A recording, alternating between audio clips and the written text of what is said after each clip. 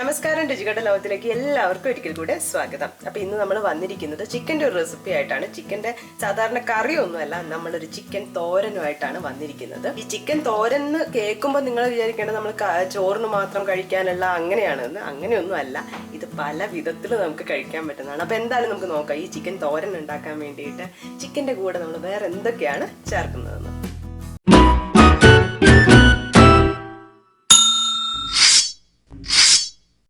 ഇതിനായിട്ട് നമ്മൾ 1/2 കിലോ ചിക്കനാണ് എടുക്കുന്നത്. അപ്പോൾ ഇത് എല്ലൊക്കെ പോക്കിയ ചിക്കനാണെങ്കിൽ അത്രയും നല്ലതാണ്. അപ്പോൾ ആദ്യം ഇത് വേവിച്ചെടുക്കണം. അപ്പോൾ ഉപ്പും അതുപോലെ കുരുമുളകും ചേർത്തിട്ടാണ് നമ്മൾ വേവിക്കുന്നത്. ആവശ്യമായിട്ടുള്ള ഉപ്പ് ആദ്യം ചേർക്കാം. 1 ടീസ്പൂൺ കുരുമുളകും കൂടെ ചേർക്കാം. നല്ലപോലെ മിക്സ് ചെയ്യാം.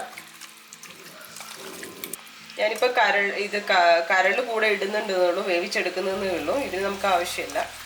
ഇനി ഇത് വേവിച്ചെടുക്കാം. നല്ലപോലെ വെന്തോട്ടെ, കാരണം നമുക്ക് എല്ലിന്ന് വിട്ട് കിട്ടണം. ഇപ്പോൾ 2 വിസിലൊക്കെ തന്നെ വന്നോട്ടെ.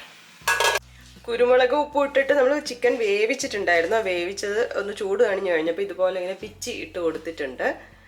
മിക്സിയിൽ ആക്കുമ്പോൾ ഒരുപാട് അങ്ങ് അടിഞ്ഞു പോകും, അതുകൊണ്ടാണ് ഇങ്ങനെ ചെയ്ത് വെച്ചിട്ടുള്ളത്.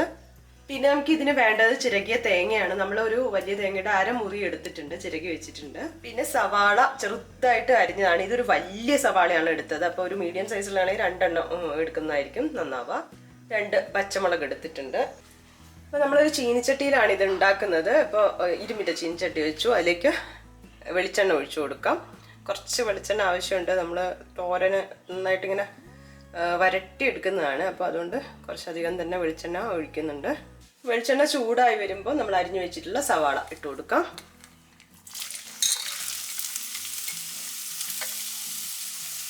ഇത് നല്ലപോലെ ഒന്ന് വഴറ്റിയെടുക്കാം. ഇതിപ്പോൾ സവാള നല്ലപോലെ വഴന്ന് വന്നിട്ടുണ്ട്. കുറച്ചും കൂടി ആവാട്ടോ, നല്ല ഡ്രൈ ആയിട്ടല്ലേ വരണ്ടേ. ഈ സമയത്ത് നമുക്ക് ഇതിലേക്ക് തേങ്ങയുണ്ടല്ലോ, തേങ്ങ ഇട്ട് കൊടുക്കാം. തേങ്ങ ചെറുതായിട്ടൊന്ന് മൂത്ത് വരണം. അപ്പം ആദ്യം ഒന്ന് കുറച്ച് സമയം ഇങ്ങനെ ഈ സവാളയുടെ കൂടെ ഒന്ന് വഴറ്റി കൊടുക്കാം. എന്നിട്ട് കളർ മാറുന്ന സമയത്ത് നമുക്കിതിലേക്ക് ചേരുവകൾ, അതായത് പൊടികളൊക്കെ ചേർത്ത് കൊടുക്കാം.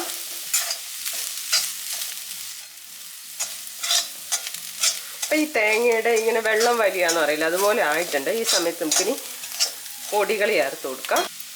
1/2 ടീസ്പൂൺ മഞ്ഞൾപ്പൊടി, 1/2 ടീസ്പൂൺ മുളക് പൊടി, 1 ടേബിൾ സ്പൂൺ മല്ലിപ്പൊടി, 1 ടേബിൾ സ്പൂൺ ചിക്കൻ മസാല.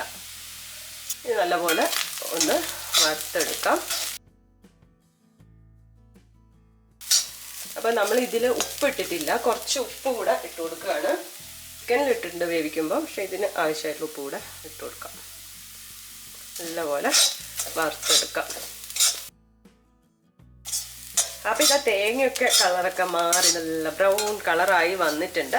ഈ സമയത്ത് നമുക്ക് വേവിച്ച് എല്ലൊന്ന് മാറ്റിയ ചിക്കൻ ഉണ്ടല്ലോ, ചിക്കി വെച്ച ചിക്കൻ അല്ലേ, പറിച്ചു വെച്ച ചിക്കൻ ഉണ്ടല്ലോ, അത് ഇട്ട് കൊടുക്കാം.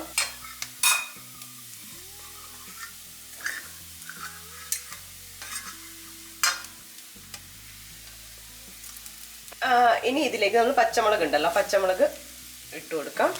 കൂടെ കറിവേപ്പില ഇടാം. ഇനി ഒരു കാര്യം കൂടി നമുക്ക് ചേർക്കാനുണ്ട്, കുരുമുളക് പൊടി. അപ്പോൾ ഇപ്പം എരിവ് നോക്കിയിട്ട് അതിനനുസരിച്ചിട്ട് എത്ര വേണമെങ്കിലും ചേർത്ത് കൊടുക്കാം. കാരണം കുരുമുളകിൻ്റെ ആ ഒരു ടേസ്റ്റ് കൂടുതലായിട്ട് നിൽക്കുന്നുണ്ട്. അപ്പം ഞാൻ എന്തായാലും ഇപ്പോൾ 1 ടീസ്പൂൺ ഇട്ട് ചേർത്ത് കൊടുക്കുന്നുണ്ട്. നമ്മൾ എരിവ് നോക്കിയിട്ട് കൂടുതൽ വേണമെന്നുണ്ടെങ്കിൽ കൂടുതൽ ചേർത്ത് കൊടുക്കാം കേട്ടോ.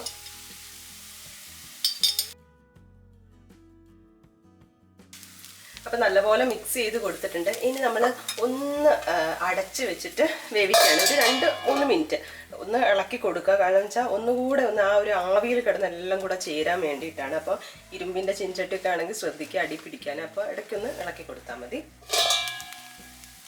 ഇത് നല്ലപോലെ ആയിട്ടുണ്ട്.